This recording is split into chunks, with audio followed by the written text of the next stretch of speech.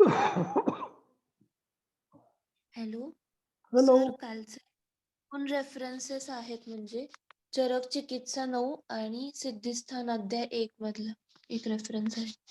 हो, हो. बरं चालेल ना. मग जर सुरुवात झाली की तू सांग मग ते. बघ. हो सर. 1-2 हां, मी झाली प्रार्थना वगैरे झाली की मग. हं. हो सर. हो.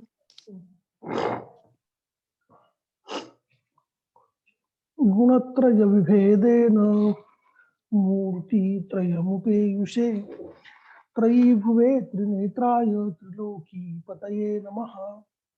सरस्वत्यै नमो यस्याः प्रसादात् पुण्यकर्मभिः बुद्धिदर्पणसङ्क्रान्तं जगदध्यक्षमीक्षते। ब्रह्मदक्षाश्वदेवेश भरद्वाज पुनर्वसु हुताशवेशचरकप्रभृतिभ्यो नमो नमः। पातञ्जलमहाभाष्य चरकप्रतिसंस्कृतैः मनोवाक्कायदोषाणां हरित्रेः पतये नमः। नरदत्तगुरुद्दिष्ट चरकार्थानुगामिनी क्रियते चक्रदत्तेन टीकायुर्वेददीपिका सभ्याः सद्गुरुवाक्सुधा श्रुतिपरि स्फीतश्रुतीनस्मिवो नालं तोषयितुं पयोदपयसा नाम्भोनिधिस्तृप्यति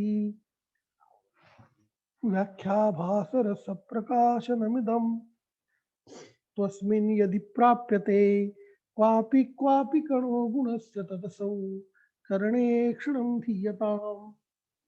सुस्वागतम सर्वांना, नमस्कार. काल आपण वातप्रकृतीच्या व्यक्तीने वातप्रकोपक आहार विहार घेतला तर कोणते रोग होतात आणि त्यांची चिकित्सा कशी करायची हे पाहिलं. आज आपण पित्त प्रकृती आणि पित्त प्रकोपक आहार विहार घेतल्यानंतर पित्त प्रकोप झाल्यानंतर त्याची काय चिकित्सा करायची ते पाहणार आहोत. पण तत्पूर्वी काही संदर्भ राहिलेले आहेत कालचे, तर ते जपा मॅडम आपल्याला सांगतील. चरक चिकित्सा अध्याय 9 मध्ये 79 ते 84 क्रमांकाचा श्लोक हा एक संदर्भ आलाय. याच्यामध्ये उन्माद मधील चिकित्सा सांगितलेली आहे.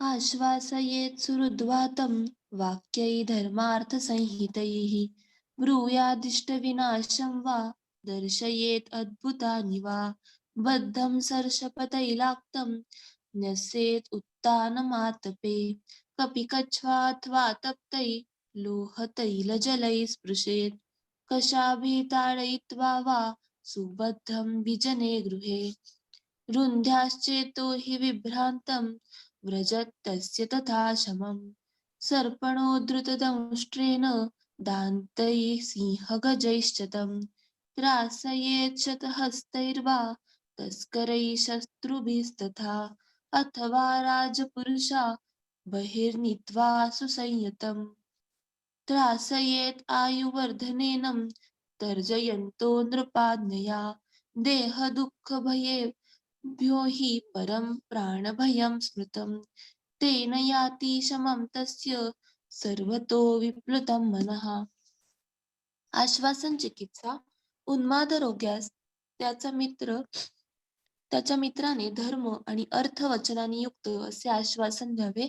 त्याच्या जवळच्या नातेवाईकांच्या मृत्यूची वार्ता त्यास ऐकवावी किंवा रोग्यास अशा काही अद्भुत आश्चर्यकारक गोष्टी ऐकवाव्यात की ज्यामुळे त्याचे मन त्या गोष्टींकडे आकृष्ट होईल. त्रासन चिकित्सा. उन्माद झालेल्या रुग्णास त्रासन चिकित्सा ही करावी लागते. यासाठी त्यास मोहरीचे तेल लावून उघड्या अंगाने उन्हात उतारणे झोपवून बांधून ठेवावे किंवा त्याच्या शरीरावर खास कोयली लावावी. त्यास तापलेल्या लोखंडी सळईने डाग द्यावेत किंवा गरम तेल व पाण्याने शरीरावर चटके द्यावेत. यामुळे त्यास पुन्हा संज्ञा प्राप्त होते. याप्रमाणे चाबकाने त्यास मारावे किंवा मारण्यापूर्वी बांधून ठेवावे व नंतर एकांतवासात त्याला ठेवावे. अशा प्रकारे त्रासन केल्याने रोग्याचे चंचल मन ठिकाणावर येते व तो शांत होतो. ज्याचे दात काढून टाकले आहेत अशा सापांकडून त्यास दंश करवावा वाघ, हत्ती किंवा हातात शस्त्रे घेतलेले तस्कर किंवा शत्रूंचे त्यास भय दाखवावे किंवा शिपायाने त्याच राजपुरुष अ, राजाज्ञेने त्यास बांधून घराबाहेर नेऊन धमकवावे किंवा मारपीटही करावी, अशी त्रासन चिकित्सा सांगितलेली आहे. त्रासन चिकित्सेचे प्रयोजन काय आहे? तर शरीरास जितक्या प्रकारे दुःख देता येईल त्या सर्व दुःखांपेक्षा त्या सर्व भयापेक्षा मृत्यूभय हे सगळ्यात मोठे असते. यासाठीच वर सांगितलेले भयोत्पादक उपचार केल्याने उन्मादाच्या रोग्यास आपल्या प्राणाचे भय उत्पन्न झाल्याने त्याचे चारही दिशांनी भटकणारे मन एकाएकी शांत होते आणि तो आपले कर्म पूर्ववत करू लागतो. उन्माद झालेल्या रुग्णाचे जिवलग मित्र त्यांनी समजावून सांगण्याचा प्रयत्न केला पाहिजे, आश्वासन दिले पाहिजे.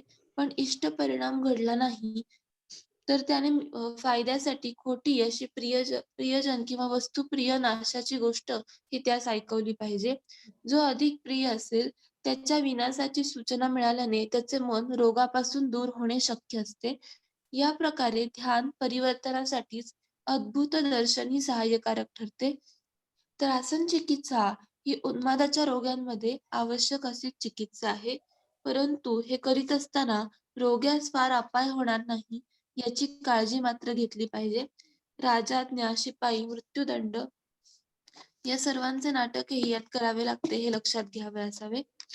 यानंतर एक दुसरा रेफरन्स आहे चरक सिद्धिस्थान अध्याय 1 यामध्ये बस्ती संख्या विचार सांगितलेला आहे.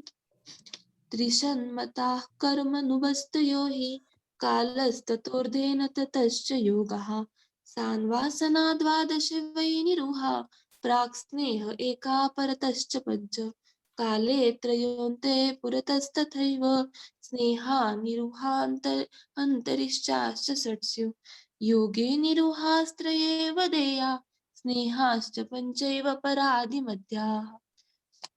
हा संदर्भ आहे चरक चिकित्सा अध्याय 1 मध्ये 47 आणि 48 क्रमांकाचे श्लोक. विधिभेदाने बस्ती 3 प्रकारचे असतात. कर्मबस्ती, कालबस्ती आणि योगबस्ती. 30 बस्तींच्या एकत्रित समूहास कर्मबस्ती असे म्हणतात. यापेक्षा अर्ध्या बस्तींच्या एकत्रित प्रयोगास कालबस्ती तर 8 बस्तींच्या एकत्रित प्रयोगात योगबस्ती असे म्हणतात. कर्मबस्ती प्रथम एक अनुवासन, नंतर 12-12 व्यत्यासात म्हणजे एकाआड आस्थापन आणि अनुवासन आणि शेवटचे 5 अनुवासन अशा एकूण 30 बस्तींच्या उपक्रमास कर्मबस्ती म्हणतात. कालबस्ती प्रथम एक अनुवासन, नंतर निरुह आणि मग अनुवासन असं आळीपाळीने मिळून 11 आणि शेवटी 3 अनुवासन अशा एकूण 15 बस्तींच्या उपक्रमास कालबस्ती म्हणतात. योगबस्ती एकूण 8 बस्तींचा हा उपक्रम असून त्यापैकी 3-3 आस्थापन आणि अनुवासन व्यत्यासात देऊन शेवटचा एक बस्ती पुन्हा अनुवासन असतो. दोष व औषध यांचे बल लक्षात घेऊन योग्य दिसेल ते करावे. जोपर्यंत बस्ती लागू पडत नाही तोपर्यंत वरचेवर बस्ती द्यावा असे वाग्भटाचार्य सुचवतात. पण वरचेवर बस्ती प्रयोग सातत्याने करताना केवळ निरुह वा केवळ अनुवासनाचा प्रयोग करता येत नाही. तर यासाठीच कर्मबस्ती, कालबस्ती आणि योगबस्ती हे प्रकार अवलंबिले जातात. स्नेहबस्ती वा निरोहबस्ती यांपैकी कोणत्याही एकाचाच अतिप्रमाणात वापर करू नये. स्नेहबस्तीच्या अतिउपयोगाने दोष आपल्या स्थानातून च्युत होतात आणि अग्निमांद्य उत्पन्न करतात. या उलट निरुहाच्या सेवनाने वातविकारांची भीती असते. यासाठीच निरुह आणि अनुवासन व्यत्यासात वापरावे. धन्यवाद जपा मॅडम. कालचे संदर्भ आपण सांगितले. त्रासन चिकित्सा आहे आणि उन्मादासारख्या व्याधीमध्ये त्रासन चिकित्सा वापरावी लागते हे आपण स्पष्ट केलं.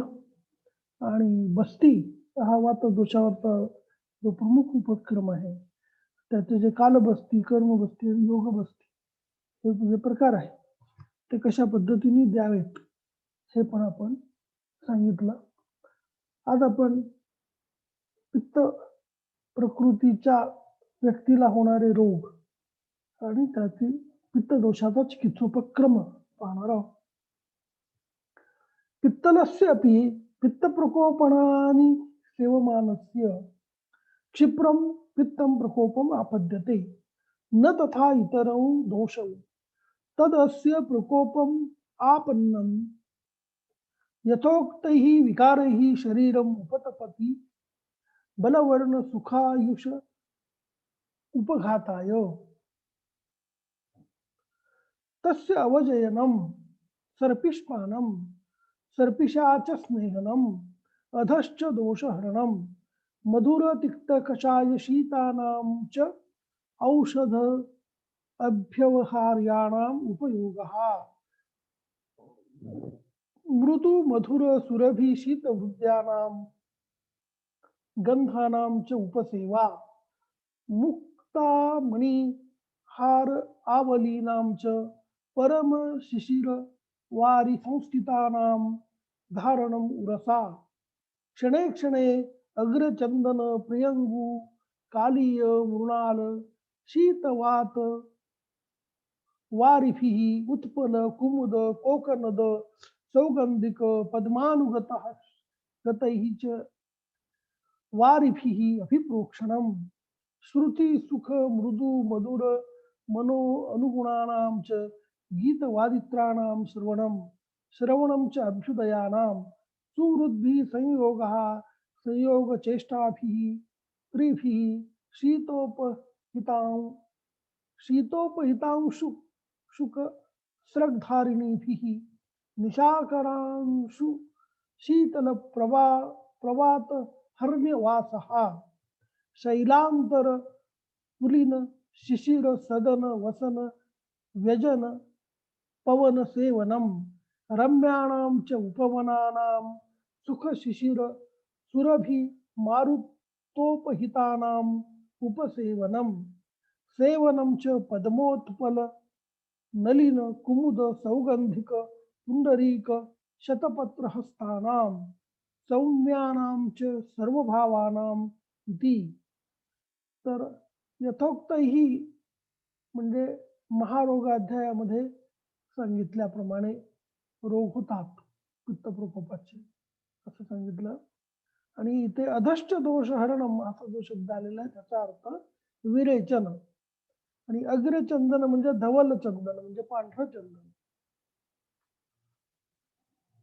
तर या ठिकाणी सांगितलेलं आहे की पित्त प्रकृतीच्या व्यक्तीला विशेषतः पित्तप्रधान प्रकृती असणारे जे पुरुष जेव्हा पित्त प्रकोप आहाराचं सेवन करतो तेव्हा त्याचं पित्त जितक्या लवकर प्रकोपित होतं तेवढ्या लवकर अन्य दोष प्रकोपित होत नाहीत आणि हे प्रकोपित पित्त पित्त विकार उत्पन्न करून बल वर्ण सुख आयुष नष्ट करून शरीराला पीडा करते बलवर्ण सुखायुषाम उपघाताय शरीरम उपतपती या पित्त विकारासाठी घृतपान सर्पिष्पानम सर्पिषाच स्नेहनम तर या पित्त घृताच्या साह्याने स्नेहन त्याचप्रमाणे अधश्च दोष हरणम म्हणजे विरेचन मधुरतिक्त कषाय शीतानां च औषध अभ्यवहार्याणाम उपयोगः मृदू मधुर सुगंधित शीत तथा हृदय अशा ग्रंथांचं सेवन आणि आहार विहार यांचा उपयोग नंतर मुक्तामणी हार आवलीनां च परम शिशिर वारी संस्थितानां धारणम उरसा तर अत्यंत शीतल जलात ठेवलेले मौक्तिक मणी हार यांचे उरोभागी धारण वारंवार चंदन प्रियंगू कालियक म्हणजे पीतचंदन मृणाल यांचे मिश्रित शीतल जल मृणाल म्हणजे कमळाचे देठ मिश्रित शीतल जल व वायू यांचे सेवन नंतर हे सुद्धा वेगवेगळे कमळच आहेत परत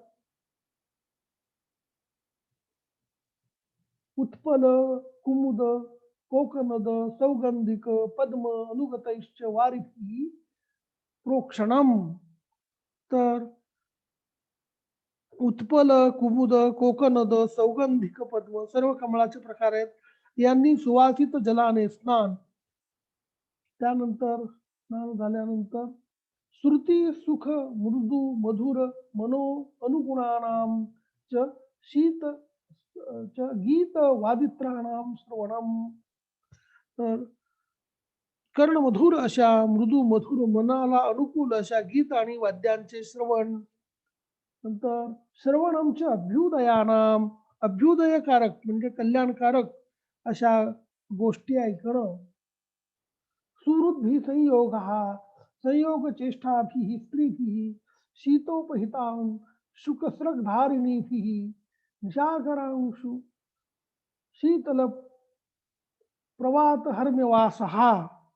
तर यामध्ये सांगितलेलं आहे की मित्रजनांची भेट घेणं, शीतल तांदण्यात व खुल्या हवेशीर घरात राहणे, हर्म्य म्हणजे घर, शीत पदार्थांनी युक्त व रेशमी वस्त्रे परिधान केलेल्या स्त्रियांचा सहवास आणि शीतल सुगंधित सुखदायक वायू वाहत आहे अशा उपवनामध्ये संचार.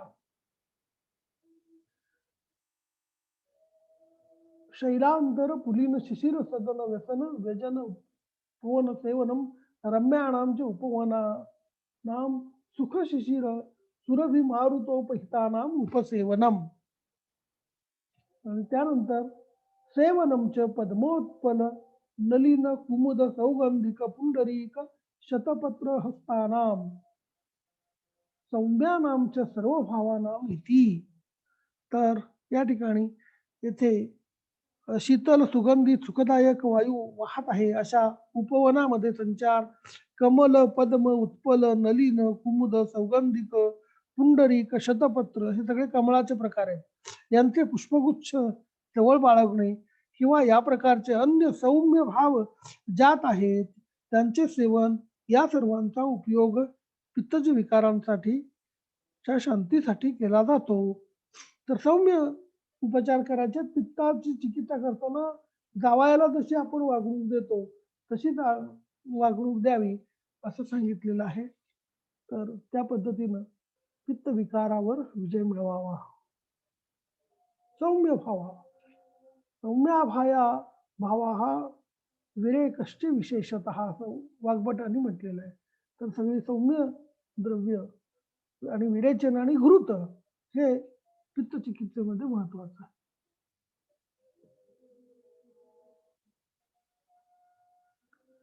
आता कफाच्या बाबतीत आहे. श्लेष्मलस्यापि श्लेष्म प्रकोपणानि सेवमानस्य क्षिप्रम श्लेष्मा प्रकोपमापद्यते न तथा इतरौ दोषौ सहा तस्य प्रकोपम आपन्नो यथोक्तैः विकारैः शरीरम उपतपति बलवर्ण सुखायुष उपखाताय. तर कफ प्रकृतीच्या लोकांमध्ये सुद्धा कफ हा लवकर प्रकोप होतो आणि मोठ्या प्रमाणात प्रकोप होतो. तसं इतर प्रकृतीच्या लोकांमध्ये कफ जेवढ्या प्रमाणात कफ प्रकृतीच्या लोकांमध्ये प्रकोप होतो तेवढा होत नाही. आणि हा प्रकोपित कफ हा रोग उत्पन्न करतो आणि बल वर्ण सुख आणि आयुष्य यांची हानी करतो. आणि त्याच्या जिंकण्यासाठी तस्य अवजयनम विधियुक्तानि तीक्ष्ण उष्णानि संशोधनानि वृक्षप्रायाणि च अभ्यवाहार्याणि कटुतिक्त कषायोपहितानि तथैव धावन लंघन प्लवन परिसरण जागरण नियुद्ध व्यवाय व्यायाम उन्मर्दन स्नानोत्सादनानि विशेषः तीक्ष्णानां दीर्घकालस्थितानां च मद्यानाम् उपयोगः सधूमपानः सर्वशः च उपवासः तथा उष्णं वासः सुखप्रतिषेधः च सुखार्थम एव इति. श्लेष्म विजयार्थम वृक्षस्य एव हितत्वेन वृक्षाणि इति वक्तव्ये यद वृक्षप्रायाणि करोति. तर कफ प्रकोप झाल्यानंतर त्याला जिंकण्यासाठी विधियुक्त सगळी तीक्ष्ण आणि उष्ण संशोधन करायचं आहे. म्हणजे वमन, विशेषतः वमन आणि विरेचन वृक्षप्राय आणि सगळे खाण्याचे पदार्थ वृक्ष पदार्थ खायला जे द्यायचे आहेत तेन अत्यर्थ वृक्षान्नस्य वातगुणत्वेन तथा धातु अपशोकत्वेन च असेव्यम दर्शयति उक्तम हि रसविमाने स्निग्धम अश्नीयात् स्निग्धम हि भुक्तम स्वदते भुक्तम उदर्यम अग्निमुदीरयते इत्यादि लंघनम उत्फुल्य गमनम परिसरणम कुंडल रूप भ्रमणम सर्वशः च उपवासा इति सर्व लंघनानी लंघन हा एक कपाचा उपक्रम आहे यदुक्तम चतुष्प्रकारा संशुद्धी पिपासा मारुता तपौ पाचनानी उपवासश्च व्यायामश्चेति लंघनम तर लंघन मध्ये कोणाचा समावेश होतो ते यात सांगितले की 4 प्रकारची शोधन म्हणजे वमन विरेचन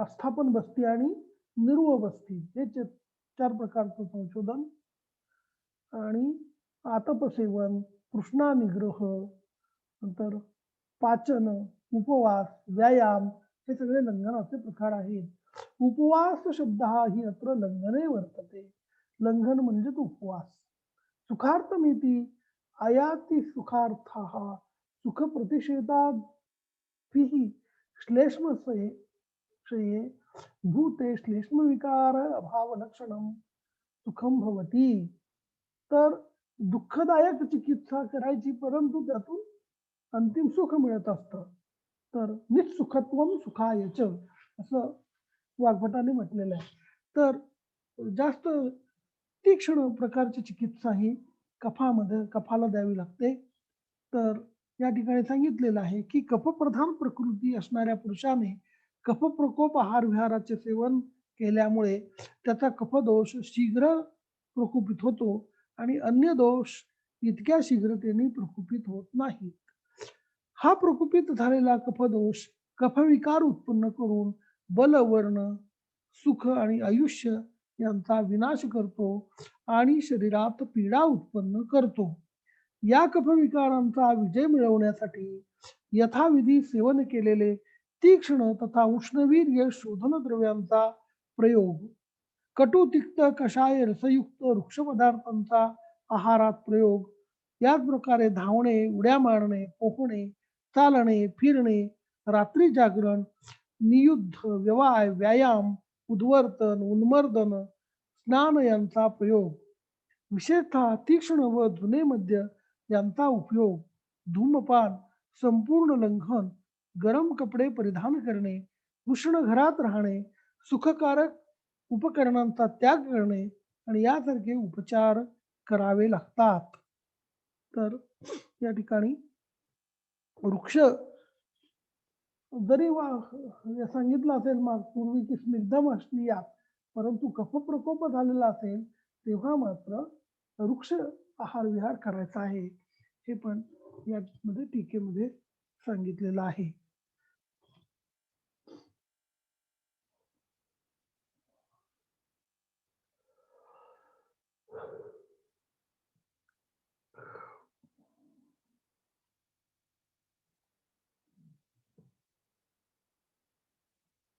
भवती छात्र सर्व रोग विशेषज्ञ सर्व कार्य विशेषविद सर्व भेषज तत्वज्ञो राज्ञ प्राणपतिर्भवेदिति यथोक्त अध्याय ज्ञानादेव सर्व रोगादि ज्ञानम स्तौति सर्व इत्यादीना प्राणान पाती रक्षती इति प्राणपती तर राजाच्या प्राणाचं रक्षण करणारा त्याला राज्ञ प्राणपती वैद्य हा राजाचा प्राणपती कसा होतो हे सांगितलंय कसा होतो तर सर्व रोग विशेषज्ञ सर्व रोगांचं विशेष ज्ञान असलेला सर्व कार्य विशेषविद म्हणजे सर्व प्रकारची चिकित्सा माहीत असणारा सर्व भेषज तत्वज्ञ सर्व प्रकारची औषधं आणि त्या औषधाबद्दलचं सर्व प्रकारचं ज्ञान ज्या वैद्याला आहे तो वैद्य राजवैद्य होऊ शकतो म्हणजे राजाचा प्राणपती होऊ शकतो म्हणजे राजाचे प्राण रक्षण करण्यामध्ये तो समर्थ होतो किंवा त्याला राजवैद्याचं म्हणता येतं तर जो सर्व प्रकारच्या रोगांची विशेषता जाणतो, सर्व रोगांच्या चिकित्सेचे प्रकार उपप्रकार जाणतो आणि चिकित्सा तत्व संपूर्णपणे जाणतो, तोच राजांच्या प्राणांचा रक्षक होतो. तर राजवैद्य होण्यासाठी एवढे गुण आवश्यक आहे. तत्र श्लोकाः प्रकृत्यन्तरभेदेन रोगानिकविकल्पनम् परस्परविरोधश्च सामान्यं रोगदोषयोः दोषसङ्ख्याविकाराणाम् एकदेशप्रकोपणम् जरणं प्रति चिन्ता च कायाग्नेर्भूषणानि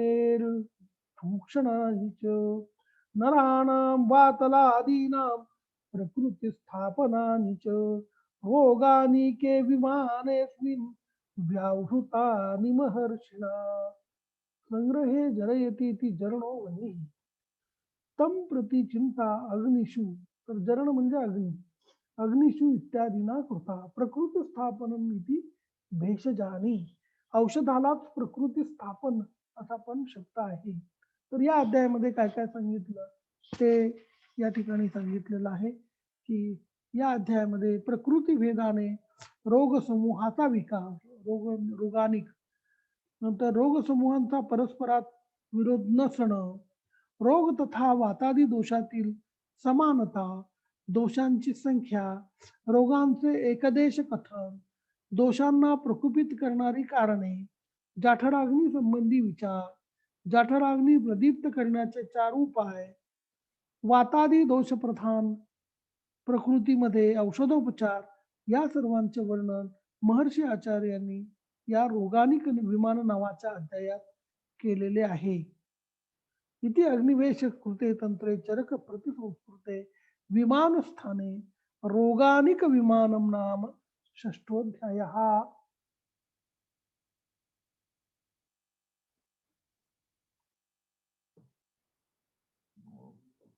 इति श्री चक्रपाणी दत्त विरचितायां चरक तात्पर्य टीकायां आयुर्वेद दीपिकायां विमानस्थाने रोगानिक विमानम नाम षष्ठोऽध्यायः.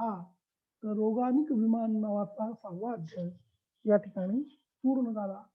पुढच्या अध्यायाकडे आपण आता जाऊया.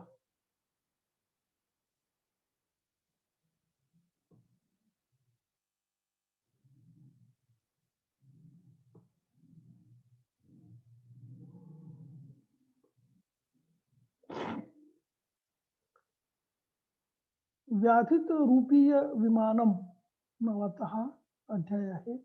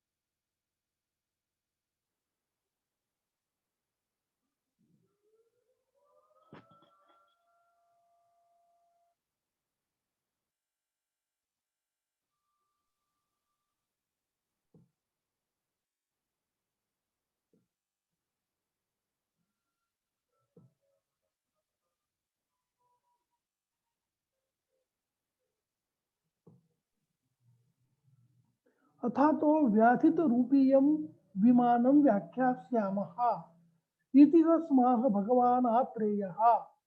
पूर्वाध्याये व्याधिं प्रतिपाद्य व्याधितस्य पुरुषस्य भेदं चिकित्सोपयोगितया प्रतिपादयितुं तथा तत्प्रसंगाच्च कृमीं प्रतिपादयितुं व्याधितरूपीय अभिधीयते। तर या ठिकाणी व्याधित रूपीय विमानाचं वर्णन करू, तर विमान याचा अर्थ विशेष ज्ञान, तर व्याधित रूपीय विशेष ज्ञान याचं वर्णन या ठिकाणी केलं. वातादी दोषांची जनित रोगभेदाचं विवेचन पूर्वीच्या अध्यायात केल्यानंतर आता या प्रकरणात कृमीजनित विकारांची चर्चा केली जाणार आहे. तर कृमी हे वैदिक संहितेच्या काळापासून माहीत होते. तर इथे व्याधित रूपीय विमानम व्याख्यास्यामा यामध्ये सांगताना तर हे सांगत असताना तत्प्रसंगाच कृमीन प्रतिपादयितुं व्याधित रूपीयम अध्यायम या अभिधीयते. तर कृमीबद्दलचं वर्णन या अध्यायामध्ये आहे. आणि पहिल्यांदा रोगी पुरुषाचं वर्णन करून नंतर कृमीबद्दलचं वर्णन या ठिकाणी केलेलं आहे.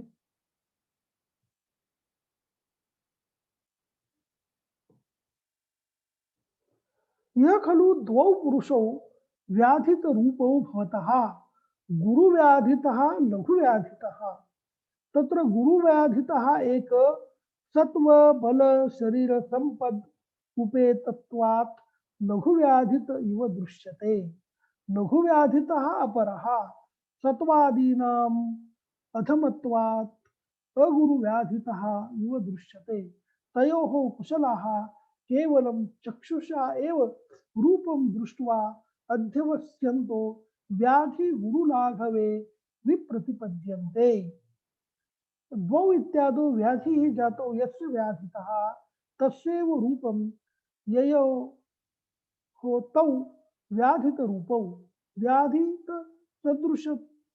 सदृशौ वा इति इत्यर्थः. तेन व्याधित रूपौ इति अनेन गुरुलघु व्याधिक युक्त सदृशौ बोधव्यौ. यः हि गुरुव्याधिः संपन्न सत्वादीनां लघुव्याधिः दृश्यते. न असौ अपि लघुना व्याधिना व्याधितः किंतु गुरुव्याधितः एव असौ. स तु गुरुणा एव व्याधिना व्याधितः गुरुव्याधिः अदूरदर्शिना लघुव्याधिः इव दृश्यते. एवं विपर्यासात् लघुव्याधितः अपरः इति आदौ अपि व्याख्येयम्. अधमत्वाद् इति हि अवरत्वात् इत्यर्थः. अवरसत्व चक्षुषा एव इति इतरज्ञान साधनोपलक्षणं तेन स्पर्शादीनामपि विशेषान् अवगाहकेन इति बोधव्यम्. रूपमिति विरूपम् अध्यवस्यन्ते इति निश्चयं कुर्वन्तः गुरुलाघवे विप्रतिपद्यन्ते इति गुरुलघुत्वेन प्रतिपद्यन्ते. तर दोन व्याधित पुरुषाची दोन प्रकार इथे सांगितलेले आहेत. एक गुरुव्याधित आणि लघुव्याधित. गुरुव्याधित म्हणजे जो मनुष्य काही मोठ्या रोगाने ग्रस्त आहे, तो आपल्या मनोबल शारीरिक बल उत्तम शरीर संपत्ती यांनी युक्त असेल तर तो लघुव्याधितासारखा दिसतो. म्हणजे रुग्णाचं सत्व उत्तम असेल तर त्याला जरी मोठा महाभयंकर रोग झाला तरी तो एक लहानसा रोग असा वाटतो. परंतु लघुव्याधित व्यक्ती ही वर सांगितलेल्या सत्वादी गुणांचा अभाव असेल तर त्याला गुरुव्याधितासारखी भासमान होते. मग या उलट जर आपलं हे जे सत्व सात्म्य बल उत्तम नसेल तर एखादा क्षुद्र छोटासा आजार सुद्धा त्याला फार मोठा आजार गंभीर आजारासारखा वाटतो आणि त्याची गंभीर आजारासारखी म्हणजे व्याधी क्षमत्व जर उत्तम असेल तर एखादा किती मोठा आजार झाला तरी त्या रुग्णाला काही भय नसतं. तो लघु व्याधीत वाटतो. परंतु व्याधी क्षमत्वच नसेल, तर मात्र एखादा क्षुद्र रोग, थोडासा रोग झाला तरी सुद्धा त्याच्यामध्ये त्या रुग्णाचा मृत्यू होऊ शकतो. म्हणून आपलं स्वतःचं शरीराचं बल, सत्व बल, शरीराचं सत्व आणि शरीर बल हे फार महत्वाचं आहे. या व्याधी गुरु आहे का लघु आहे समजण्यासाठी. तर जो जो चिकित्सक योग्य निदान करू शकत नाही, केवळ आपल्या दृष्टिकोनातून विचार करून रोगाची गुरुता व लाघव यांचा निर्णय करण्यास गफलत करतो. म्हणून वैद्यांनी योग्य चिकित्सा केली पाहिजे आणि व्याधी गुरु आहे का लघु आहे, कोणत्या पुरुषामध्ये तो व्याधी झालाय ते महत्वाचं आहे. ते वैद्यांनी समजून घेतलं पाहिजे, हे या ठिकाणी सांगितलेलं आहे. तर दोन प्रकारचे अशी व्याधीचं रूप दिसतात आणि ती नुसत्या डोळ्यांनी न पाहता इतर सर्व जी काही ज्ञानोपाय सांगितलेले आहेत त्या सर्वांनी रुग्ण परीक्षण केलं पाहिजे आणि व्याधी गुरु आहे का लघु आहे हे वैद्यांनी समजून घेतलं पाहिजे. आणि हे एक महत्वाचं इथे एक सूत्र सांगितलंय, नहि ज्ञान अवयवेन कृत्स्ने ज्ञेये विज्ञानम उत्पद्यते. विप्रतिपन्नाः तु खलु रोगज्ञाने उपक्रम युक्तिज्ञाने च अपि विप्रतिपद्यन्ते. ते यदा गुरुव्याधितं लघुव्याधितरूपम् आसादयन्ति तदा तम् अल्पदोषं मत्वा संशोधनकाले तस्मै मृदुसंशोधनं धनं प्रयच्छन्तः भूय एव अस्य दोषान् उदीरयन्ति. यदा तु लघुव्याधितं गुरुव्याधितरूपम् आसादयन्ति तदा तं महादोषं मत्वा संशोधनकाले अस्मै तीक्ष्णं संशोधनं प्रयच्छन्तः दोषान् अति